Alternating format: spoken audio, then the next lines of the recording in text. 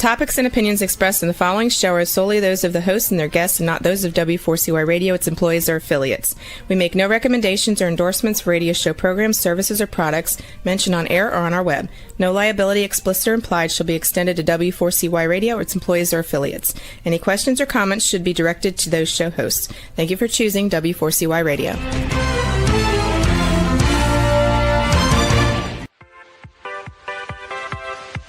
Welcome to the Ask Good Questions podcast, broadcasting live every Wednesday, 6 p.m. Eastern Time on W4CY Radio at W4CY.com. This week and every week, we will reach for a higher purpose in money and life, as well as a focus on health and wellness. Now, let's join your host, Benita Bell Anderson, as together we start with Asking Good Questions.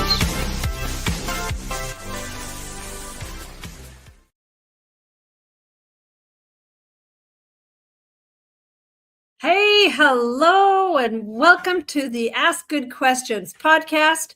My name is Benita Bell Anderson, and I am so excited today for the guest that we are going to be learning from. Her name is Antoinette Lee. I'm going to invite her to the proverbial podcast stage. Hi, Benita. Hello. So as a lot of you know, I'm in Hawaii doing a senior mission with my husband. And so, you can do podcasting wherever you are. And Antoinette she says, up in the North Woods, right? I am. I'm in a forest in the North Woods in the ice belt of the Midwestern United States. Have you gotten snow yet? Oh, my goodness. We've had snow for 3 months now. And it's awesome. All right. Well, yeah, the only snow that is here in Hawaii is at the very tippy top of one of the mountains, but nothing like that. Well, let me tell you a little bit about this girl. She's a superwoman, kind of in my eyes. She's an MBA. She's a former tech CEO. She's an 11-year U.S. Army veteran. She was an air assault qualified expert field medic trained in anatomy and physiology and pharmacology and infection control and disease prevention. So, but today she has a really interesting story that we're going to enjoy learning from. She is an outdoor industry influencer now. She's a model. She's a consultant. She's a freelance writer at several magazines. She's the founder of the American Adventure Sports Club nonprofit. Do you have any time to just go walk in the woods, Annette? I'm wondering. Every day. Every day. Good. You make time. And she's a motivational health and wellness speaker. She delivers a podcast of her own called The New Normal Big Life. And it's a talk, it's a blog, and it's a podcast. And she has a debut book that is called 4 Hours to Live, A Soldier's Journey of Adoption, Assault, and Advocacy. So aside from an amazing recovery journey from using a walker and a service dog, now is your service dog still around? Phoebe, she right? Is. Right. Phoebe is now 15 years old and going strong, believe it or not. Oh, awesome. Must be from all those walks. And cross-country skiing. Okay. So she was also at one time a full-time caregiver, as I have done a lot of caregiving in my day. But she had a traumatic brain injury. We're going to find out about that. A spine injury and PTSD. And she now shows others how to create their new normal and live the biggest life that they can dream. One of her passions is talking about how outdoor recreation is at the intersection of health and wellness and stewardship and adventure. I love that. She can usually be found in the North Woods with her family, stewarding the forest and river around their homestead while living the adventure sports lifestyle. She leaves listeners and anyone that she's talking to with action steps to create their new normal and inspiration to live a big life. So, how about that? Is there anything you'd like to add to that intro? I think you've nailed it. And, hearing that my life back at me, it's like, wow, I've done a lot. But, I'm old. I just turned 58 in November, so I've had a lot of Hey, years to you're not accomplish a old lot of yet, things. girl. Because I got you on that one. But yeah, no, the whole idea is to live every day to the fullest and to live the healthiest life and do those things that will help you create that healthy life, right?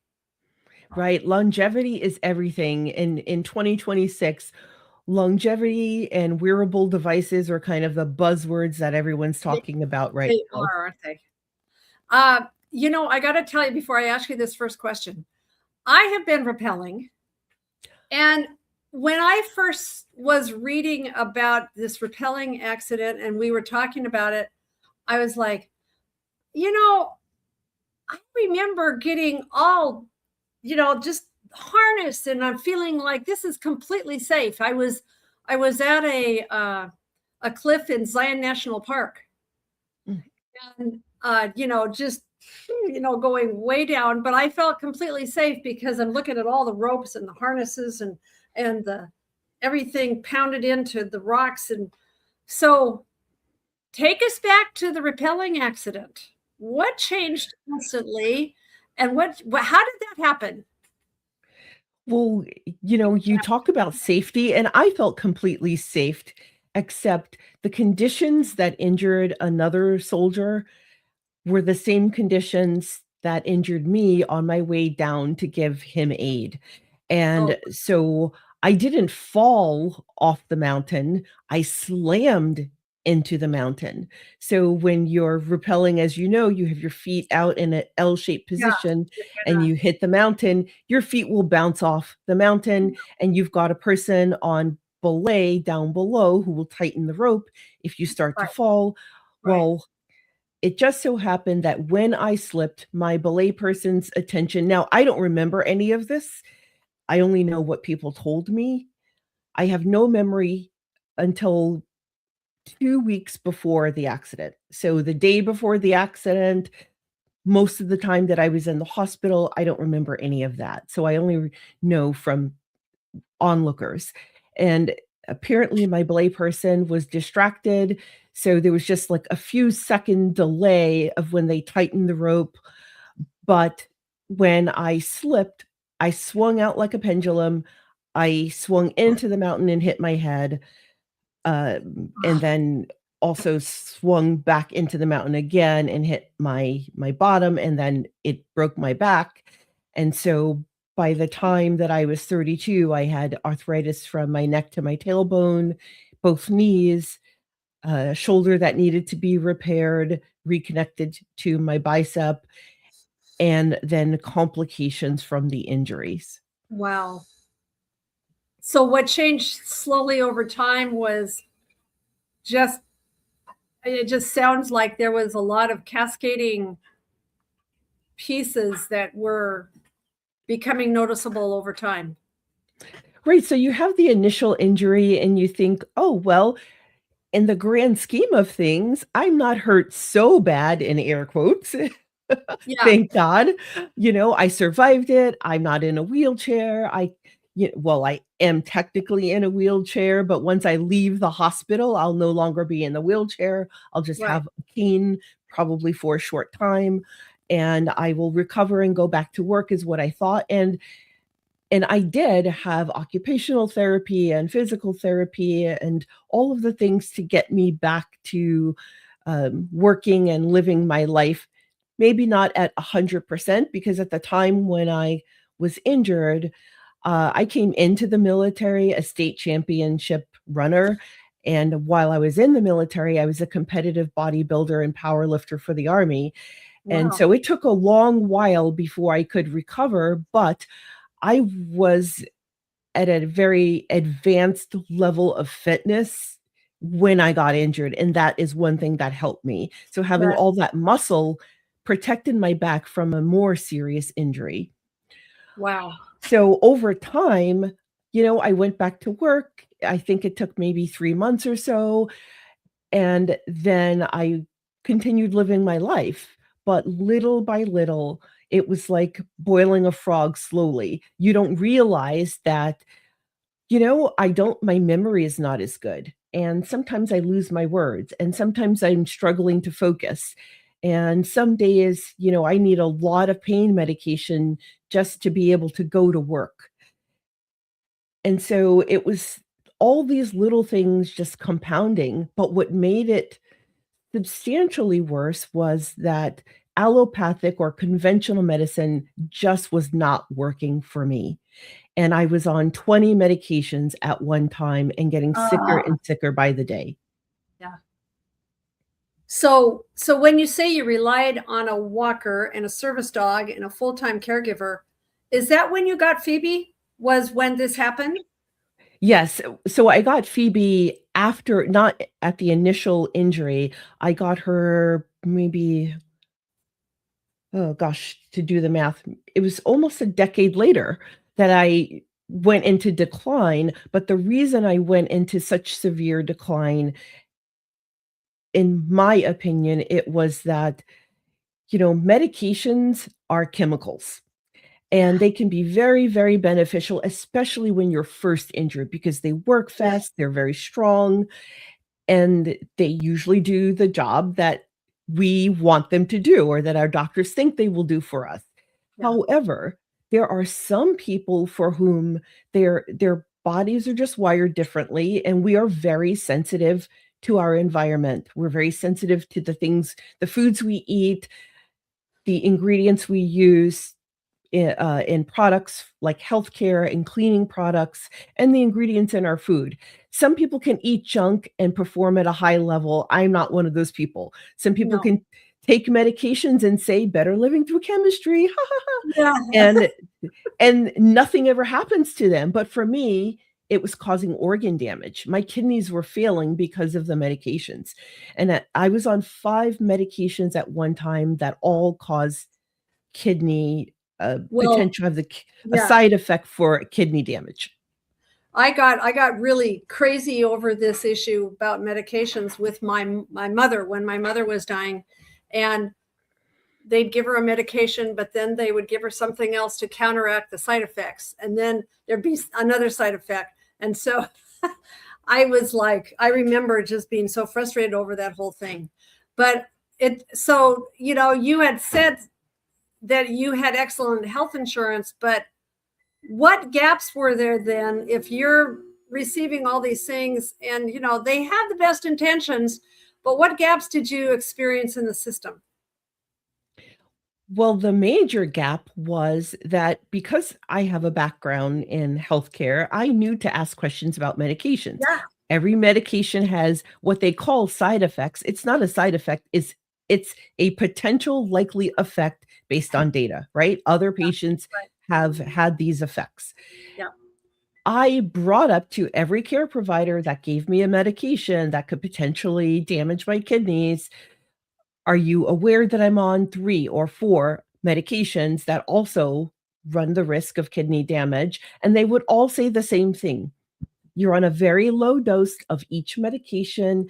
I don't think it will be a problem. And because I'm not the one with an MD, right? I have a MBA and a degree in economics and a degree in science, but I'm not an MD. So I relied on their judgment that if you say it's going to be fine, you're the one with the MD, I'm going to trust you. And until it wasn't fine, and I nearly died because of it.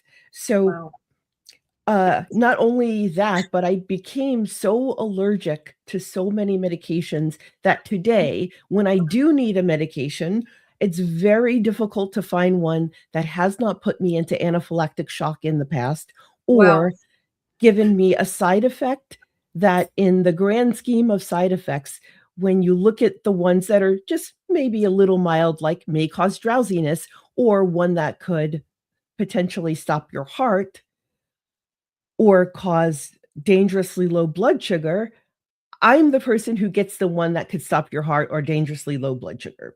Right.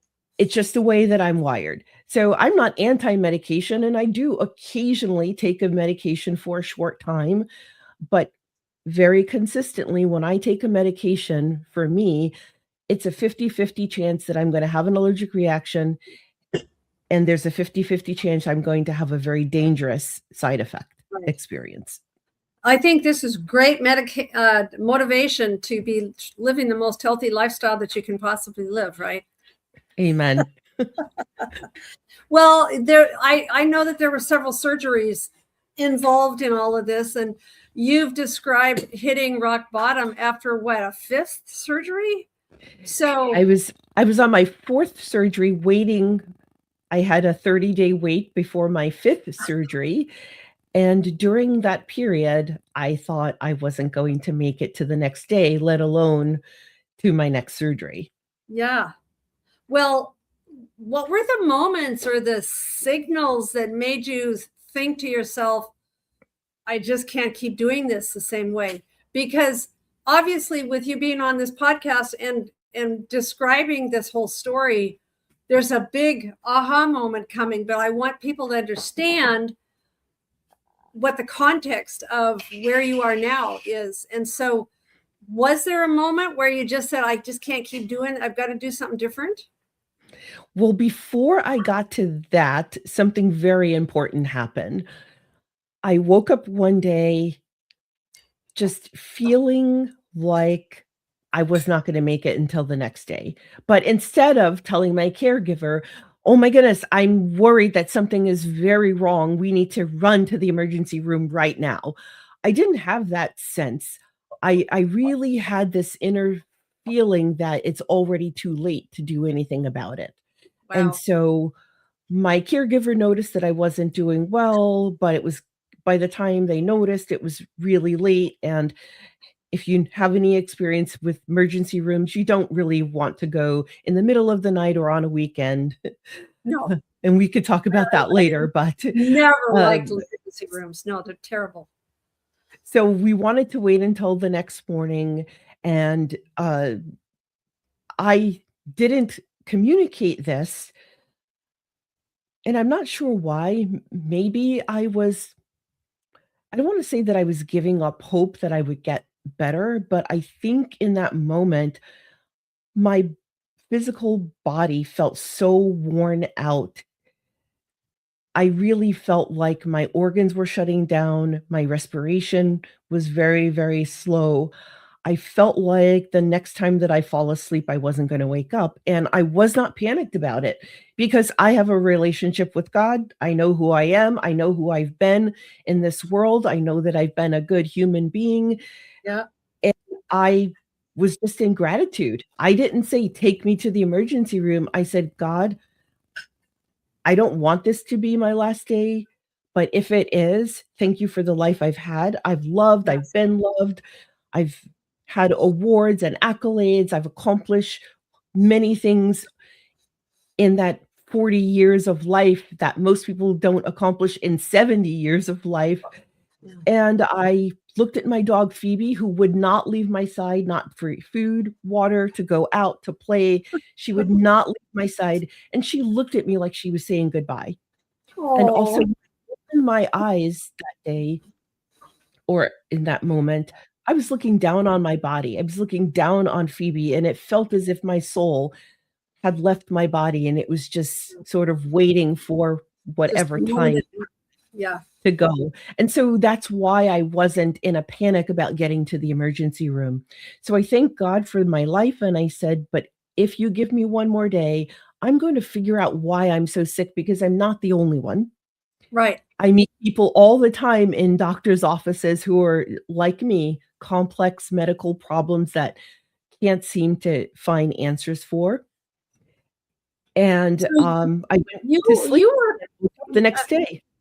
Yeah, you make me think that you were basically getting this whole idea that you needed to advocate differently for yourself, I think. The next morning when I woke up, that was when I realized I need to be a different kind of advocate. What I did not do in the past was, when my gut feeling, when my own body was telling me that what these doctors were recommending were not a good idea based on experience, based on my experience with anaphylactic shock most of the time when I take a new medication. Or if I've been on a medication even for 10 years, one day I'll take a dose and I go into anaphylactic shock. It's became apparent that long-term use of medication was not right for me personally. It may be right for some people, just not for me. I realized I needed to be the sort of advocate that trusted her own gut and intuition, but also researched for herself. Right. And then not allow doctors to gaslight you into shutting down when you're trying to have a discussion about your healthcare treatment plan. So let's stop a minute. I don't know if everyone there, I mean, I remember when I first heard that term, I was like, what does that mean? And so when you define medical gaslighting, what are the most common ways that it shows up for patients that have some kind of chronic illness?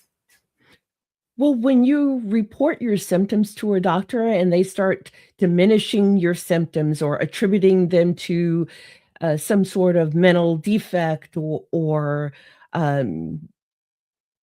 telling you that what you're seeing and feeling is not valid, that's a good sign you're being gaslit. And here's some examples of how it might show up between you and your doctor when you're advocating for yourself or someone you love. And I'll tell you in the form of a story that happened to me. So I am a fit, muscular person. I have a bench press. Well, not now, but in the past, I've had a bench Back in press the of day. 200 pounds, 350 pound squat, and a 500 pound deadlift. Today, I can pick up 100 pounds without a problem, even with my back injury and arthritis. You know, I live on a homestead. I carry 100 pounds all the time by myself. Yeah. Yeah. But when I told my doctor I have a healthy diet, I live a healthy lifestyle, I'm fit and active, there's no reason I should have a 40-pound weight gain. And in my research, I found the autopsy of a woman who could be my double. Same age, ethnicity, even from the same ethnic group. And she had all of the symptoms that I'm currently experiencing, and she died of a massive heart attack, even though her brother, who was with her, is a paramedic and couldn't save her life. Ah, And she got to the ambulance within 8 minutes of the heart attack. ah, So wow. so I was concerned about these very serious information that I found. And my doctor asked me if I thought maybe I could be living in the wrong gender and that I should embrace my weight gain because of body positivity and shapes, and Oh, beauty comes in all shapes and sizes. okay. So this is my cardiologist, right? That was gaslighting. Yeah. Wow. And so he didn't run any tests. And here's the other piece about gaslighting. The doctor will make an assessment that it's just in your mind and you have a mood disorder or an identity problem or dysfunction without running any tests. So he didn't run any tests to check my heart. He didn't run any tests to check any of my blood work, my blood panels. He just said, I'm going to give you a consult to mental health because I think you have gender dysphoria and you're struggling with body positivity. Oh my gosh. That would make me so angry. Whoa. And so for the listeners out there, I am a very feminine woman. There is no way anyone could even just suspect that I don't know what my gender identity is. That I you don't know who you are. Right. Yeah. Yeah. Well, so if someone listening suspects that they're being dismissed, which is what this is they're being dismissed, what are 3 practical scripts or questions? This is the Ask Good Questions podcast after all. So what are some good questions that they can use in the exam room? Well, I'll tell you some that I use personally. And so one is bringing the conversation back to your original question. So what do you think about this unexplained weight gain, this 40-pound weight gain? And for example, that doctor who dismissed me caused me to get a delay in treatment for a very serious condition that's now under control. So I just want to impress upon you that if you allow a doctor or a healthcare worker to gaslight you without challenging them, it could cost you your life. It's a very serious thing. Yeah. So bringing the conversation back to your original question, and then ask them, have you treated other people with a complicated case like mine, or is this very unusual? What's your experience with what I'm going through? And the third one would be, I'd say, maybe ask the doctor what tests they would run and what information they would get from those tests that they plan to run. So my doctor didn't plan to ask me to run any tests. So I brought it back around to, so are we going to test, and what might you find in those tests? And let's see what he would say. That would be like a big clue. Right. Wow. So I interviewed a hospital administrator, Dr. Julie Seamers, in episode 25 of New Normal Big Life. And that episode is called Surviving Your Hospital Stay. And in it, Dr. Seamers and I talk about what you can do to advocate for yourself, because during the process of advocating for yourself, if you become agitated, if you raise your voice, then that gives patient advocate and security and the doctor the ammunition to say to you that you're just having a mood disorder problem and we need to give you a consult to mental health, versus taking your symptoms seriously. So you want to stay calm, and there is a hierarchy of escalation. So you can go to patient advocate, and then there's a next level and a next level and the next level when you're being gaslit or not getting the answers you need for yourself or your loved one. Well, how would you respond to, I mean, I'm thinking that there's got to be a balance between respecting medical expertise while trusting your own experience with your own body, right? There's got to be a balance. And I think what you're saying is it has to do with how you feel in your gut about what's right for you. Yes. Before human beings had the ability to speak, we communicated information, we received information externally using our senses, what we could hear, feel, smell, see, etc. And so once we started talking, human beings started relying on spoken word more than what we were feeling. So in your ancient brain that we think of as our intuition, and a lot of people feel it like butterflies in the stomach or hairs on the back of your neck. Those are the things before we had language that kept us alive. But we've gotten so far away from that because we rely on what we could hear, in spoken word on podcasts, or what someone might tell you or read when we're doing research online.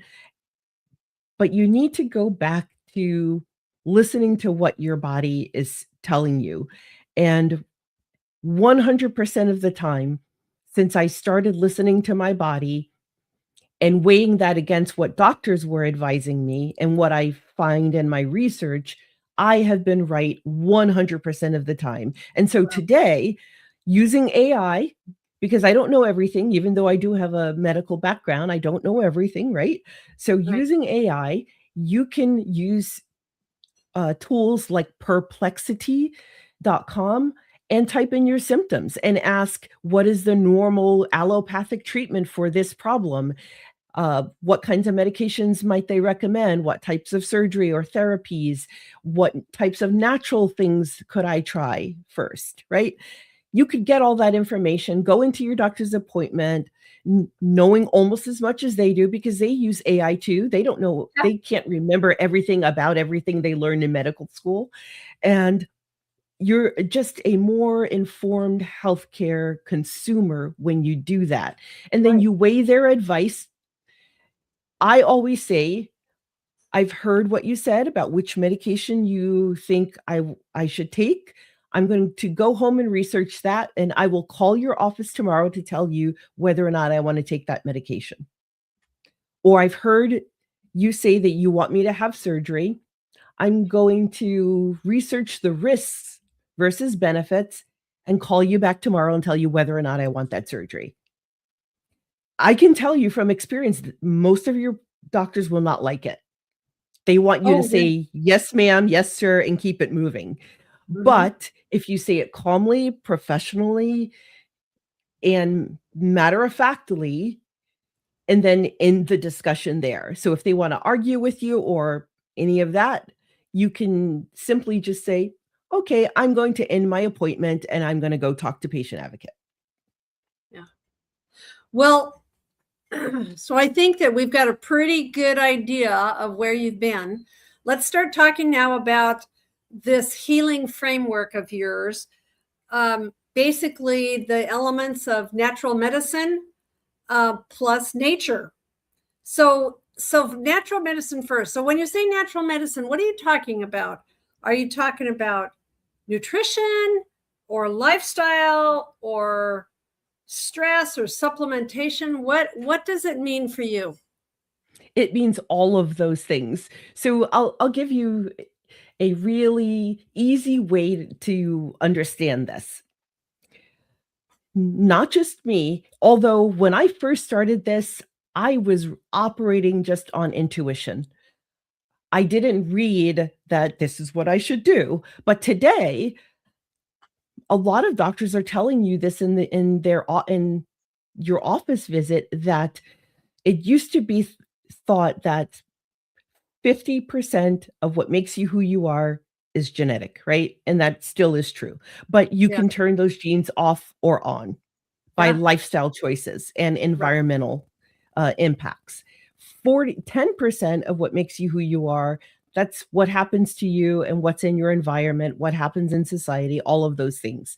You're not in control of your genes. You are in control of gene expression, meaning you can make lifestyle choices that will turn those genes on or off, and you're not fully in control of your environment. You can make sure your house doesn't have mold, for example, but you can't control the pollution in the air or the forever chemicals in your water, right? But you can control that other remaining 40%, and those are lifestyle choices. But here's the new twist. Today, when I started in 2014, it was thought that you are 40% in control of your health and wellness through lifestyle choices. Newer research says you are 90 to 98% in control of your good health and longevity based on lifestyle choices. Yeah. So what I knew instinctively was that huge. I needed to go back to the way that human beings were before the industrial age. I needed to go back to the way that my parents lived before they moved to a city. So both my parents were raised on farms. They grew most of what they ate. They raised most of what they ate. They fished and hunted.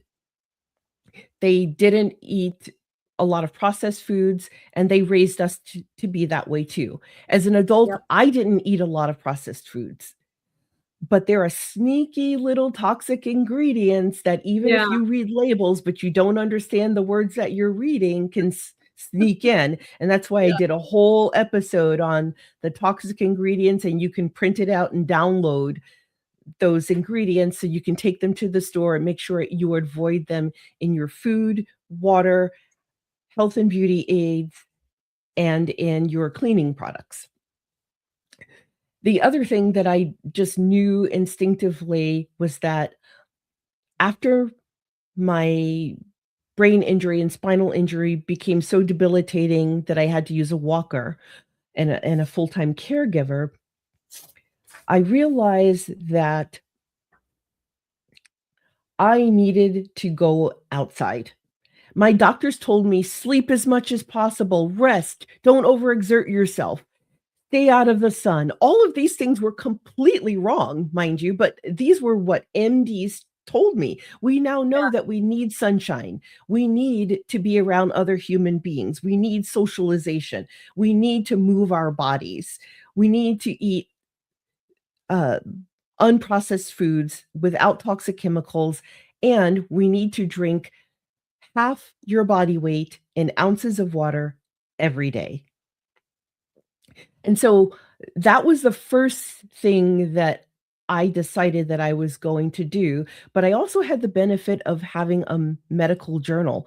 I had been writing down symptoms and how I felt when I ate certain things or drank certain things or took certain supplements. And I could go back to that and see that when I did these things, I felt well. When I did these things, I got sicker and sicker. So writing down your symptoms also gives you a way to talk about that with your doctor.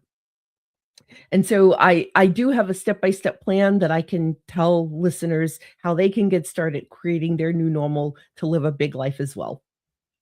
Well, for someone who's homebound, maybe low energy mobility, maybe they're limited mobility wise, they're probably resonating with a lot of things that you've said. But what are realistic nature doses that they could, even in that state, that they could do to get started with more nature, hits for themselves? What could they do to begin? Well, Benita, this is a great question. So when I began, I had been in my home for 18 months. I had developed agoraphobia and I couldn't leave my home. All of my healthcare was done in home through telemedicine and through my care provider. Wow. And when I decided to create my new normal, I wrote out what my new normal was going to be, right? And then I set out to do it. And the very first thing I did was roll my walker into a whitewater kayaking class in a heated pool and learn how to kayak. And I spent 3 months learning how to kayak in the pool. And then I rolled my walker to the river's edge and got on the river. And for the first time in years, I felt, air quotes, normal. I didn't have my service dog. I didn't have a care provider. I was on the river kayaking like everybody else. And that was very freeing. And it also made me feel less anxious about all the things that made me fearful when I couldn't leave my home.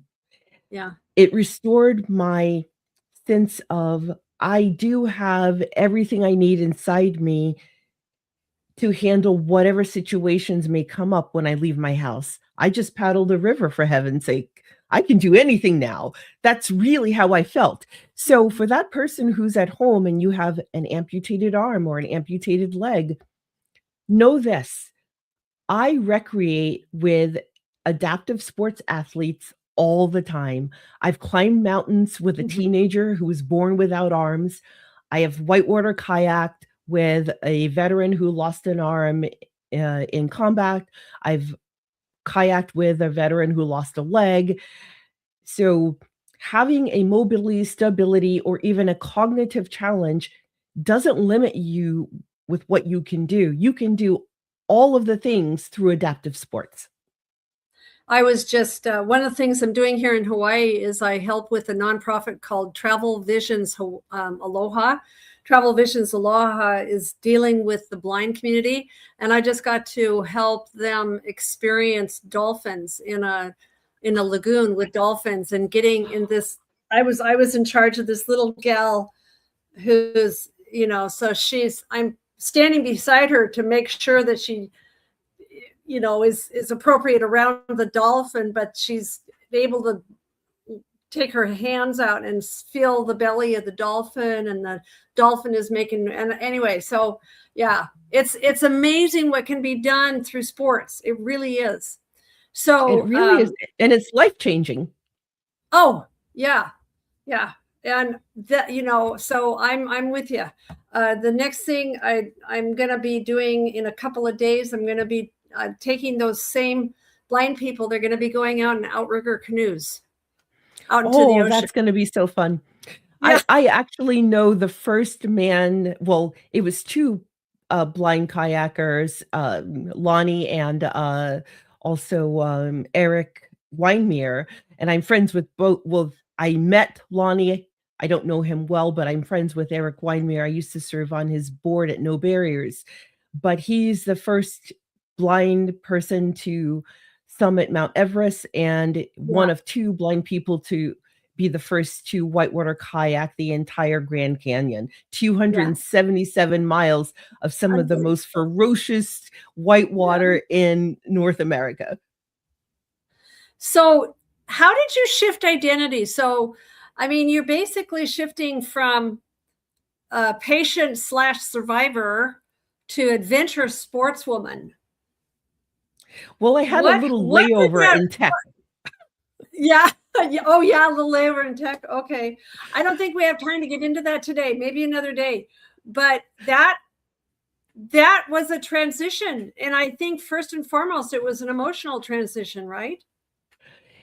Well, it really is, because any kind of loss of identity, from becoming an empty nester to having a significant health challenge or an injury, or changing jobs like I did, leaving the military, any kind of closed community like law enforcement or military, we have our own culture and our own language and very deep friendships. And so changing identities for anyone is difficult. Human beings don't like change. It's not something that we enjoy, but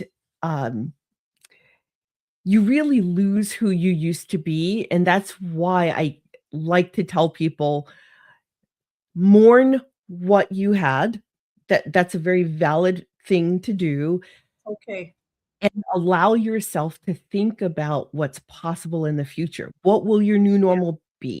Because you're never getting that old life back. You can't bring your kids back home. Well, maybe you can if they want to, right? If you're an empty nester and you're really struggling with that, you can be like me and recover most of your good health, but I still do have flare-ups.